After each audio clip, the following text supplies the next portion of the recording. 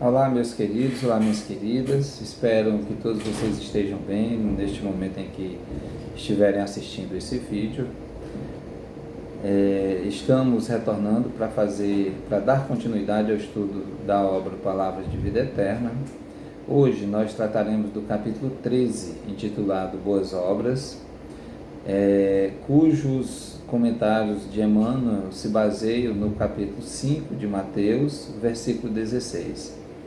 Esse capítulo 5, no texto bíblico, ele trata das bem-aventuranças, o famoso discurso, o famoso sermão do nosso mestre na montanha, no monte, e que nos traz, a partir deste momento, grandiosos ensinamentos para nós alcançarmos um verdadeiro estado de espírito no que concerne à paz, ao equilíbrio emocional, ao desenvolvimento espiritual, a nos tornarmos homens e mulheres de bem, a nos tornarmos seres purificados no que diz respeito à questão de nos livrarmos, de nos sobrepormos ao mal que ainda há em nós. Então esse sermão, o Sermão do Monte, é de uma grandeza e de uma beleza inenarráveis, Para se ter uma ideia, todos já devem ter ouvido falar isso, mas Gandhi, que não é cristão, que não era cristão, faz um comentário de que se todo o texto bíblico, se toda a narrativa bíblica tivesse perdido, mas tivesse resguardado apenas o Sermão do Monte, nada teria se perdido. Ou seja, dá para a gente perceber o quanto é grandioso essa passagem que trata das bem-aventuranças, Então, à medida que nós, enquanto espíritos imortais, vamos nos depurando, nós vamos atingindo graus de desenvolvimento que nos levam a adquirir essas virtudes, as bem-aventuranças. E isso nós sabemos que é um trabalho longo, um trabalho árduo, um trabalho de dedicação, um trabalho de zelo para conosco e para com todos aqueles com os quais nós convivemos. Então, como sempre, nós gostamos de fazer os comentários a partir da leitura da passagem, a partir da leitura dos comentários de Emmanuel, e à medida que a gente vai fazendo isso, a gente vai tecendo algumas observações e que possam nos levar à reflexão, que nos possam levar ao entendimento do que está escrito, do que está posto, para que a gente tenha assim a consciência elevada e nos transformemos, E eu peço licença a vocês para fazer a leitura da perícope, que está intitulada como Sal da Terra e Luz do Mundo. Compreende os versículos de 13 a 16. Então, diz assim: Vós sois o sal da terra. Ora, se o sal se tornar insosso, com que o salgaremos? Para nada mais serve, senão para ser lançado fora e pisado pelos homens. Vós sois a luz do mundo. Não se pode esconder uma cidade situada sobre um monte. Nem se acende uma lâmpada e se coloca debaixo do alqueire, mas na luminária, e assim ela brilha para todos os que estão na casa. Brilhe do mesmo modo a vossa luz diante dos homens, para que, vendo as vossas boas obras, eles glorifiquem vosso Pai que está nos céus. Aqui o Cristo nos faz o convite para que sejamos o sal da terra e luz do mundo. Ou seja, o sal é aquele que dá o sabor, aquele que traz sabor para o alimento. Então, nós podemos nos tornarmos aquele que traz sabor para o alimento espiritual. Nós podemos ser aqueles que levem esse conhecimento que já temos buscado para todos aqueles quanto pudermos, para todos aqueles quanto tiverem ouvidos de ouvir, para todos aqueles quantos estejam ansiosos, sequiosos de compreender de forma mais clara, de forma mais objetiva, os ensinamentos grandiosos do nosso Mestre Jesus. Então, ser sal da terra significa dar sabor, dar o sabor a essa grandeza, a essa grandiosidade que é o Evangelho. E luz do mundo. Basta que nós acendamos numa escuridão um simples palito de fósforo para iluminar toda uma sala. Então, nós precisamos também nos tornar essa luz do mundo, mediante todo o conhecimento que nós já vimos adquirindo e por meio desse conhecimento que ele realmente nos transforme, que a gente realmente chegue a ser essa luz que o Mestre tanto pede que sejamos, porque a capacidade de nos tornarmos luz no mundo nós temos, todos nós. Basta para isso, claro, o desejo, a vontade, o querer fazer, o querer se tornar realmente uma luz do mundo. Mas se tornar uma luz do mundo dentro de critérios de simplicidade, dentro de um modo de vida sereno, dentro de um modo de vida tranquilo, que nós possamos, que todos nós podemos adquirir, obviamente com muito estudo, com muito trabalho, com muita dedicação. Então, o que o Emmanuel nos diz em relação a essa passagem, né? Brilhe vossa luz, disse-nos o Mestre, e muitas vezes julgamo-nos unicamente no dever de buscar as alturas mentais, e suspiramos inquietos pela dominação do cérebro. Contudo, o Cristo foi claro e simples no ensinamento. Brilhe também a vossa luz diante dos homens, para que vejam as vossas boas obras e glorifiquem o vosso Pai que está nos céus. Ou seja, muitos de nós estamos buscando esse desenvolvimento às alturas, né, como Emmanuel cita, esse desenvolvimento mental, único e exclusivamente para o nosso deleite, para a nossa busca orgulhosa, vaidosa de obtermos conhecimento. Mas de que maneira esse conhecimento adquirido está sendo transmitido para todos com os quais nós temos uma convivência, seja ela uma convivência fraternal ou não, seja ela uma convivência amigável ou não? De que maneira nós estamos transmitindo esse conhecimento já adquirido? Ou se estamos realmente transmitindo, não é? Ou queremos adquiri-lo, buscá-los único e simplesmente para a satisfação das nossas vaidades e desejos egoísticos? Esse é o convite que é feito pelo Cristo, é de que nós sejamos sal da terra e que nós sejamos luz do mundo e que nós possamos nos tornar essa luz do mundo mediante as boas obras que nós realizamos e que nós levemos essa luz para todos aqueles que cruzem, que estejam conosco, que convivam conosco, que trabalhem conosco ou não, para todos aqueles que buscam o conhecimento por meio de palestras, por meio de estudos, para todos aqueles que buscam o conhecimento por meio do trabalho, da prática, né? Então, o Cristo nos convida aí, ele nos diz, brilhe também a vossa luz diante dos homens,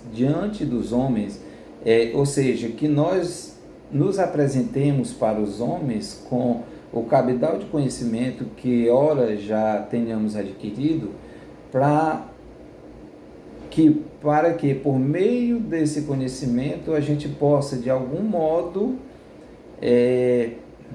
fazer com que aqueles que estejam naquele momento de um diálogo, de uma conversa fraterna, a gente possa transmitir algo que possa despertá-los, que possa trazer-lhes conhecimento, um conhecimento necessário para que haja o despertamento e cada um por si no sentido de que cada um, quando há o despertamento, cada um busque esse aprimoramento que tanto é necessário para a nossa existência.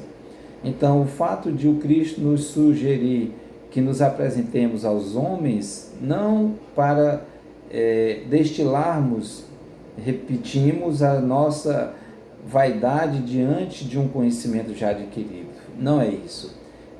Na verdade, ele quer que a gente transmita esse conhecimento já adquirido, como nos diz o título do capítulo de hoje, pelas boas obras que realizarmos. E elas não estão única e exclusivamente no verbo flamejante, na palavra amiga, na palavra expressada por meio da oração, ou por meio do pensamento, num pensamento positivo em que nós buscamos transmitir algo para alguém, pedir a intercessão espiritual para alguém que nós conhecemos e que porventura no momento esteja necessitado por demais desse amparo. Então, o Cristo nos sugere que a gente se apresente aos homens nesse sentido, que a gente pratique as boas obras do amor, as boas obras da caridade, né? As boas obras do bem. Então, Emmanuel, no parágrafo seguinte, já nos diz exatamente isso que a gente estava falando, que a gente nos apresente diante dos homens, mas não apenas pela cultura intelectual, não somente pela frase correta, nem só pelo verbo flamejante, não apenas pela interpretação eficiente das leis divinas, não somente pela prece labial apurada e comovedora, nem só pelas palavras e pelos votos brilhantes, nem apenas pela cultura intelectual. Quando ele afirma nem, significa que também devemos fazer por estes meios, mas não somente por esses meios, mas muito mais pelas boas obras, pelos bons atos, pelo exercício da caridade. É indiscutível que não podemos menosprezar a educação da inteligência, ou seja, é necessário, é importante, é fundamental que nós desenvolvamos a nossa inteligência, né? Isso é fundamental para a nossa existência. Afinal de contas, a doutrina nos diz que nós precisamos evoluir diante de duas asas, a asa do conhecimento e a asa da moral. Então, o conhecimento, ele se dá pelo desenvolvimento da inteligência. E isso é necessário e é fundamental para que a gente busque isso. E à medida que a gente desenvolve a inteligência, há uma possibilidade, desde que nós queiramos, há uma possibilidade maior de nós passarmos a compreender a vida, o mundo, compreender o Criador, de um modo diferente como comumente nós o vemos, ou a grande maioria das pessoas o veem, como por vezes um Criador, um Deus que pune, um Deus vingativo, um Deus de guerra, e todos nós sabemos que a doutrina nos traz os atributos divinos, os atributos do Criador, e que não está inserido nenhum nesses atributos. Ao contrário, Deus é a bondade por excelência. Nós falamos por excelência pela falta de ter algo que represente isso de forma muito mais clara. É ainda o nosso verbo, é ainda o nosso vocabulário pobre diante do que é a grandeza de Deus, né? Então ele diz, é indiscutível que não podemos menosprezar a educação da inteligência, mesmo porque a escola em todos os planos, ou seja, em todos os planetas, em todas as moradas do Pai, a escola é obra sublime com que nos cabe honrar o Senhor. Ou seja, nos aprimorarmos é uma forma de nós honrarmos o nosso mestre querido. É uma forma de nós honrarmos ao Pai que nos deu a vida. Mas Jesus, com a referência, convida-nos ao exercício constante das boas obras. Ou seja, repetindo, né? Jesus nos convida ao exercício constante das boas obras. Jesus nos convida ao exercício constante da caridade. Seja onde for, pois somente o coração tem o poder de tocar o coração. Ou seja, somente a emoção, o coração aqui no sentido da realização dessas boas obras, no sentido de que à medida que a gente passa a exercer essa prática das boas obras, nós temos o coração mais aberto à compreensão das dores e sofrimentos alheios, né? Nós teremos sempre o coração mais receptivo a todo e qualquer sofrimento dos nossos irmãos de caminhada. Pois somente o coração tem o poder de tocar o coração, e somente aperfeiçoando os nossos sentimentos conseguiremos nutrir a chama espiritual em nós, consoante o divino apelo. Então, por meio dos sentimentos é que nós iremos desenvolver a nossa capacidade de amar, a nossa capacidade de desenvolver todo esse amor que está latente em nós e que nós precisamos descobrir onde ele está, né? E passar a exercê-lo de forma muito mais constante. E à medida que a gente vai adquirindo essas virtudes voltadas para a prática do bem, nós vamos nos tornando espíritos mais evoluídos, nós estaremos nos tornando seres mais desenvolvidos, e naturalmente as mazelas que ainda existem em nós, elas vão sendo substituídas pelas virtudes, elas vão sendo substituídas pela prática do bem, pela prática do amor, da caridade que nós passamos a exercer de forma muito mais abrangente. Então, com o amor estimularemos o amor, nos diz Emmanuel. Com a humildade geraremos a humildade. Com a paz em nós ajudaremos a construir a paz dos outros. Com a nossa paciência edificaremos a paciência alheia. Com a caridade em nosso passo, semearemos a caridade nos passos do próximo. Com a nossa fé, garantiremos a fé ao redor de nós mesmos. E isso é tão verdadeiro que o contrário ele também acontece, né? Se com o amor nós estimulamos o amor, com o ódio nós estimularemos o ódio. Se com a humildade nós geraremos a humildade, com orgulho e com a vaidade, nós geraremos orgulho e vaidade. Com a paz, nós geraremos a paz, mas o contrário dela, que é a guerra, que são as lutas, essas lutas muitas vezes corporais, essas lutas, essas guerras que ocorrem entre nações, não somente entre os homens individualmente falando, mas entre nações, com o fito único, com o desejo único, com o objetivo único de amealhar poder, riqueza e sobrepor aos outros através da força. Lamentavelmente, essa é uma realidade ainda nos dias de hoje.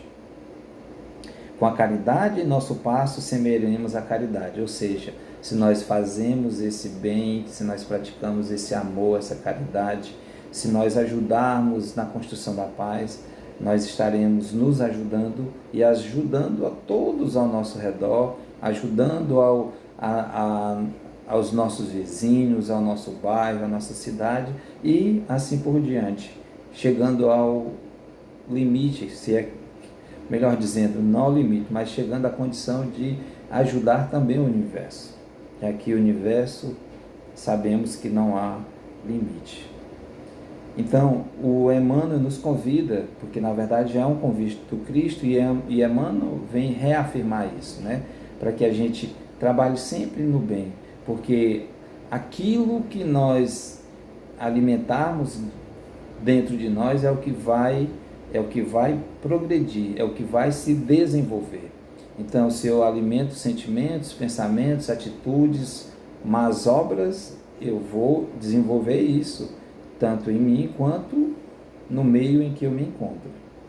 E para finalizar, Emmanuel nos diz: atendamos, pois, ao nosso próprio burilamento, ou seja, ao nosso próprio aperfeiçoamento, à nossa própria melhoria contínua, porquanto apenas contemplando a luz das obras em nós, é que os outros entrarão no caminho das boas obras, glorificando a bondade e a sabedoria de Deus. É aquela máxima: fazer ao outro aquilo que eu gostaria que fosse feito para mim. À medida que cada um de nós se apoderar, né, passar a exercer essa prática, é como nos dias atuais que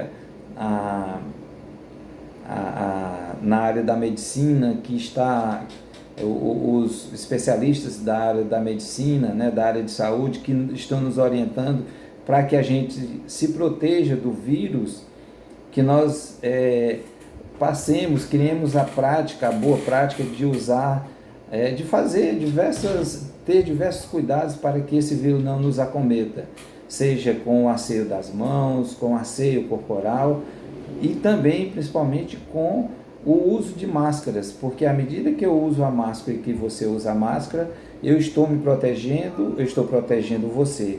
E à medida que você usa, você está se protegendo e também está me protegendo.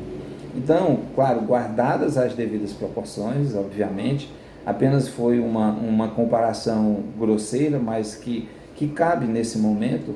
À medida que eu desejo ao próximo aquilo que eu quero para mim, então eu vou estar com o sentimento e com o desejo e com a vontade e com o exercício de tudo isso, querendo que ela também ocorra com o meu próximo. E o nosso próximo, todos nós sabemos, é toda a humanidade, né? Não é único e exclusivamente aquele que está no meu lar, que está na minha vizinhança, no meu ambiente de trabalho, né? Então, o bem eu tenho que desejar a todos, sem exceção, inclusive aos nossos irmãos que ainda não conseguem enxergar, que ainda vivem na ignorância do poder, vivem na ignorância dos vícios morais de um modo geral, né? Então, à medida que a gente praticar essa máxima, a regra áurea, né? Então, nós estaremos atendendo, praticando essas boas obras que o Cristo nos concita tanto, nos convida tanto em todos os momentos de sua existência, quando aqui esteve, e posteriormente, quando vem trazer a doutrina espírita como Consolador prometido, que ele já havia nos dito que enviaria.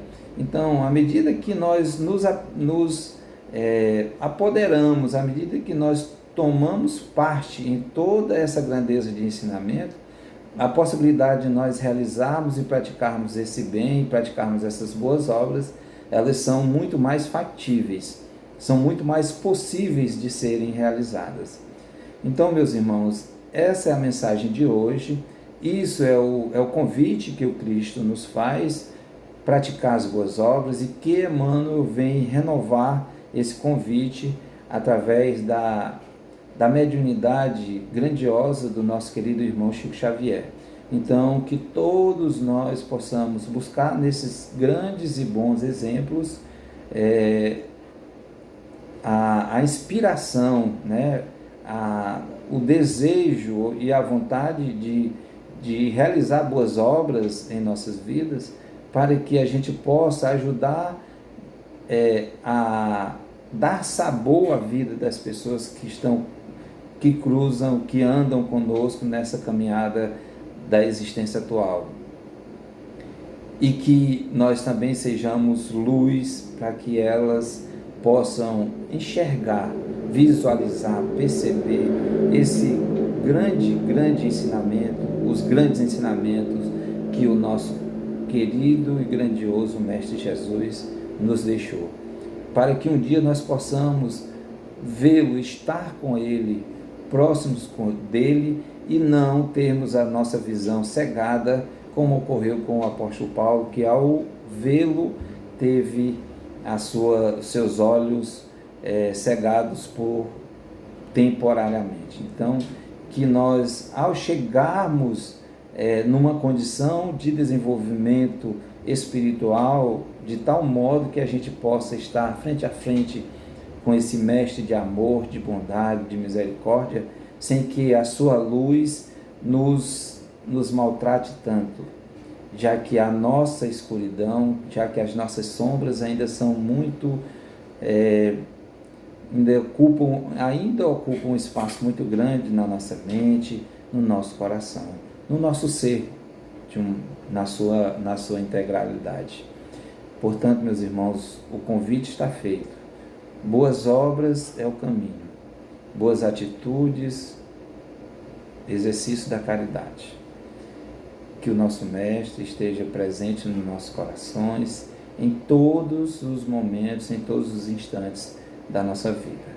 Fiquemos todos na paz do Cristo. Que assim seja.